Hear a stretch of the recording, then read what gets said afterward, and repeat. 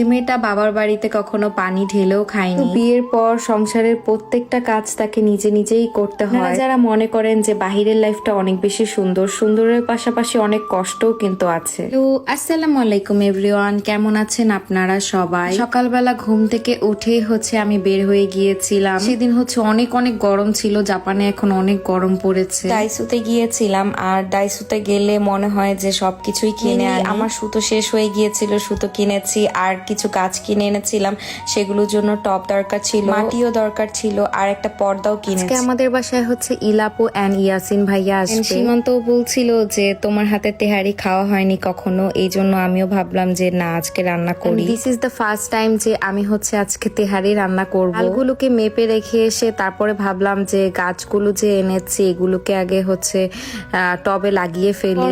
আমি মাংস কাটা স্টার্ট করে দিয়েছি। আমার হাজবেন্ড বলছিল আসলেই কি তুমি রান্না করতে পারবা? আমি তখন বললাম যে তোমার কি আমার উপর বিশ্বাস নেই? আমি চেষ্টা করি, আসলে যদি আমি চেষ্টা না করি আমি শিখবো কিভাবে? সবাই তো আর মায়ের পেট থেকে কোনো কিছু শিখে আসে না, সবাই চেষ্টা করতে করতেই সবকিছু শেখে। রান্না করার সময় সব থেকে কষ্টের কাজ আমার কাছে মনে হয় যে পেঁয়াজ কাটার সময় আমার প্রচন্ড পরিমাণে পানি আসে চোখ থেকে, মনে হয় যে আমি একদম কান্না করছি।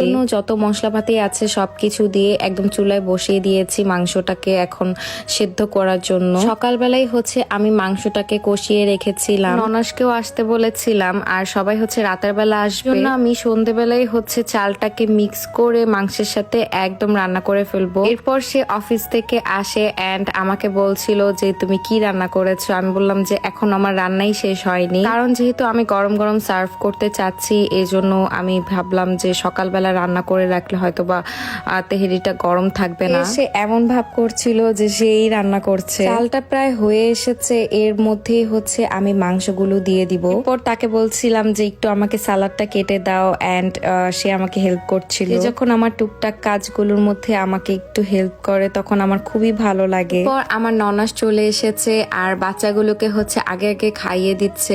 তাদের সাথে তার মামাও খেতে বসে গিয়েছে, এন্ড সবাই বলছিল যে ফার্স্ট টাইম হিসেবে আমি অনেক ভালো করে রান্না করেছি। আমার বাসায় ডাইনিং টেবিল এখনো কেনা হয়নি, এজন্য আমরা সবাই নিচে বসেই খাচ্ছিলাম। আমি ভাইয়ার কাছে রিভিউ নিচ্ছিলাম।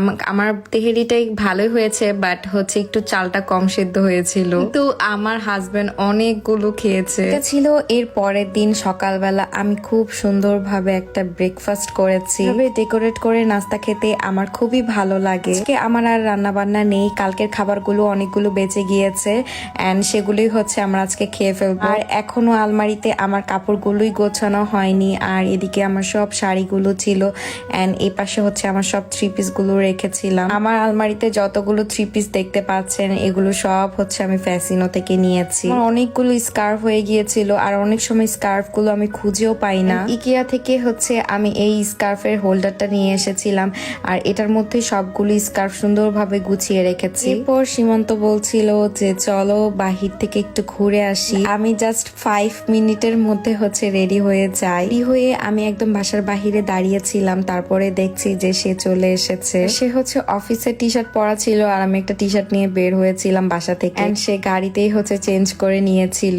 আমরা একটু শপিং মলে চলে এসেছি, এন্ড তার পছন্দের শু নাইকের শু, আর এটার মধ্যে সেল চলছিল। আমিও বললাম যে ঠিক আছে তাহলে একটা জুতো কিনেই ফেলো। সে অনেকগুলো জুতো ট্রায়াল করে দেখেছে, বাট আমার এই জুতোটাই পছন্দ হয়েছিল, এন্ড এটাই সে কিনে ফেলেছে। পর আমরা H&M এ চলে যাচ্ছিলাম, তার একটা টি শার্ট দরকার। যেই দেখে সব উইন্টারের কালেকশন বের হয়ে গিয়েছে। সেই জ্যাকেটটা পরে দেখছিল যে কেমন লাগছে, আসলে সুন্দরই লাগছিল তাকে। আমি বলছিলাম যে কিনে ফেলো, তোমাকে তো ভালোই লাগছে। সে বলছিল যে না, এখন আসলে কিনবো না, বাসার সবকিছু আগে কিনে ফেলি, দেন কিনবো। তার এই হোয়াইট কালার টি শার্টটা খুবই পছন্দ হয়েছে, এন্ড এটাই ট্রায়াল করতে যাচ্ছে। মাশাআল্লাহ, সে যখন টি শার্টটা পরেছে তাকে খুবই সুন্দর লাগছিল। এরপর H&M এ যেয়ে এই রেড ব্যাগ গুলো আর এই রেড কালারের শুটা দেখার পর আমার খুবই ভাল লাগছিল। সেদিন তেমন কোনো কিছু কেনা হয়নি, জাস্ট দেখছিলাম। এখান থেকে হচ্ছে আমি একটা ইয়াররিং কিনে ফেলি। আর আরেকটা কথা, অনেক আপুরাই আমাকে বলেন যে আপু আপনি সারাদিন ঘোরাফেরা করেন, কি সংসারে কোনো কাজ করতে হয় না? আসলে আপনারা আমার ঘোরাফেরাটাই দেখেন। আমার কাছে মনে হয় যে বাংলাদেশের লাইফটা অনেক ইজি অ্যান্ড বাইরের লাইফটা